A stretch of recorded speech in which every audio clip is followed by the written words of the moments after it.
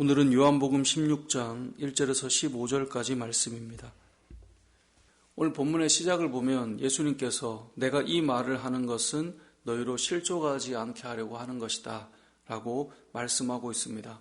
주님께서 내가 이 말을 하는 것은 너희로 실족하지 않게 하려고 한 거다. 이 말이 무엇이었습니까? 우리가 어제 본 말씀이에요. 세상이 나를 미워한 것처럼 너희도 미워할 것이다. 세상이 나를 박해한 것처럼 너희도 박해할 것이다. 그러니까 이것을 미리 알면 실족하지 않는다라는 거예요. 우리가 실제로 신앙생활을 해보면 알지만 우리가 신앙을 가지고 뭔가 출발해 보면 항상 고난이 오거나 어려움이 온다는 것을 우리는 잘 알고 있습니다. 우리가 은혜를 사모하고 마음에 다짐을 하고 결단을 하면 그렇게 하나님 앞으로 한 걸음 나아가 보면 사단도 함께 역사한다는 것을 우리는 늘 깨닫게 되죠. 어떤 역사를 합니까? 하나님 앞에 나가는 것을 방해하는 역사.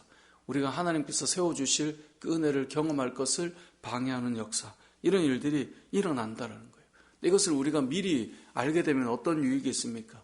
이것을 모르게 되는 경우에는 이런 생각을 하게 되죠. 아니, 내가 믿는데 왜 이런 일이 일어나는가? 아니, 예수님을 믿으면 인생이 변화된다고 하는데 내가 예수를 믿기로 작정하고 결단했는데 왜 내 삶에 이런 어려움이 찾아오고 오히려 믿지 않을 때보다 더 어려움이 나에게 찾아오는가? 이런 생각을 미리 알면 올 것이 왔구나.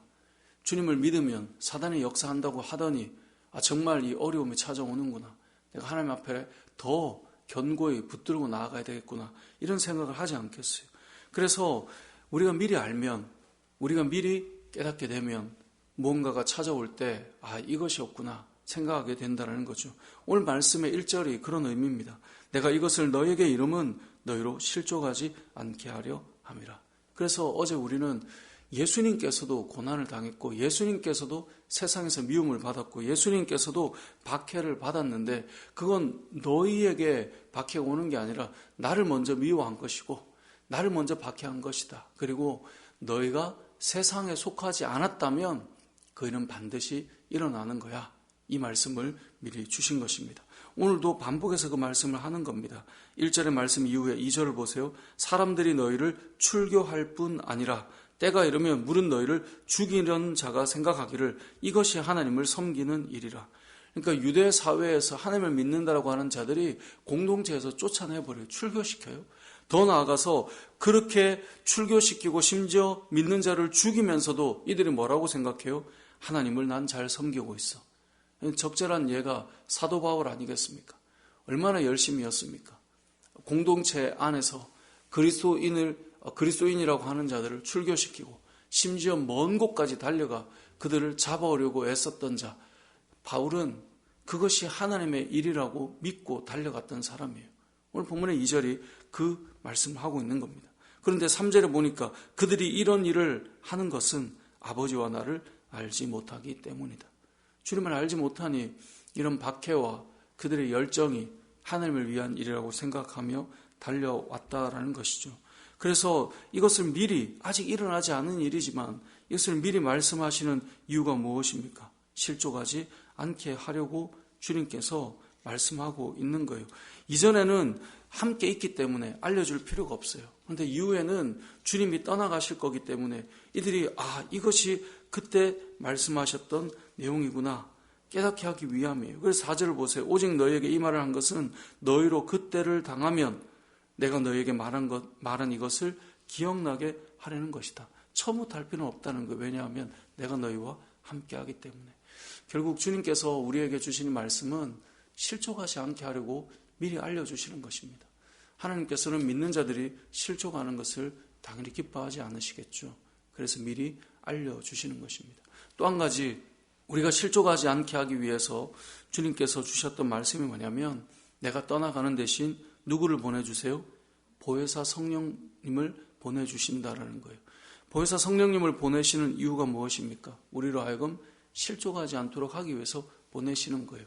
그럼 성령께서는 오셔서 어떤 일을 하는 것입니까? 8절에 보면 그가 와서 죄에 대하여 의에 대하여 심판에 대하여 세상을 책망하실 것이다 라고 말씀합니다.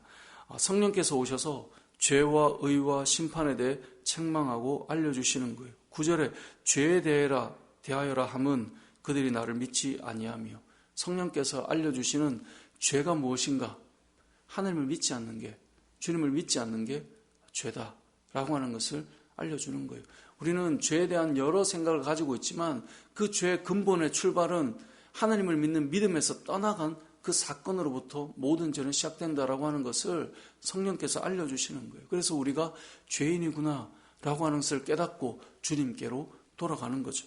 의에 대해서는 성령께서 무엇을 알려주십니까? 내가 아버지께로 가니, 주님께서 아버지께로 갔기 때문에 이제는 우리가 주님을 보지 못하잖아요. 그래서 주님이 의가 무엇인지 알려주던 그 일들을 이제는 성령께서 의에 대하여서 알려주시겠다라는 것을 우리에게 말씀하는 거예요. 그래서 제자들이 주님은 떠났지만 이제는 성령으로 말미암아 하나님의 의가 무엇인지를 알아가는 것이고, 우리 역시 이 땅을 살아가며 성령께서 의에 대해서 깨닫게 하시고 알려주신 일들이 시작된다라고 하는 것을 말씀하고 있는 것입니다. 심판에 대하여라 함은 무엇입니까? 성령께서 심판에 대해서는 이 세상 임금이 심판을 받을 것이다 라는 것을 알려주는 거예요.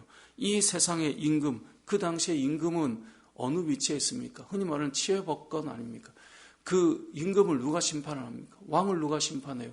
왕이 법 위에 있고 왕이 법을 만들고 왕이 다스리는 자죠.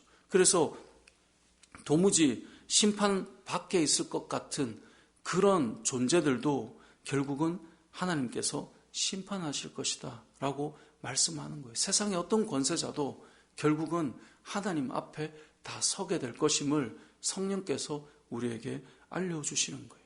그렇기 때문에 제자들이 성령으로 말미암아 무엇을 깨닫습니까? 믿음 안에 있는 그들이 복이 되었음을 깨닫게 되는 것이고, 성령으로 말미암아 의가 무엇인지를 끊임없이 알게 되는 것이고, 마지막 때 심판이 이른다라고 하는 것을 제자들은 알기 때문에 그들이 실족하지 않고 성령과 함께 맡기신 사명을 감당하며 살아갈 수 있게 된다는 것을 오늘 본문이 우리에게 알려주고 있는 것이죠. 결국 성령을 통하여서 제자들이 핍박의 시대 속에서도 그들이 실족하지 않고 심판의 시간을 바라보며 마지막 그날을 바라보며 죄에 대해서 하나님 안에 있지 않는 모든 자들이 결국은 심판을 이루겠는다라고 하는 그 사실을 기억하며 이들이 실족하지 않고 그들의 사명을 감당하게 된다는 것을 오늘 말씀은 우리에게 알려주고 있는 것이죠.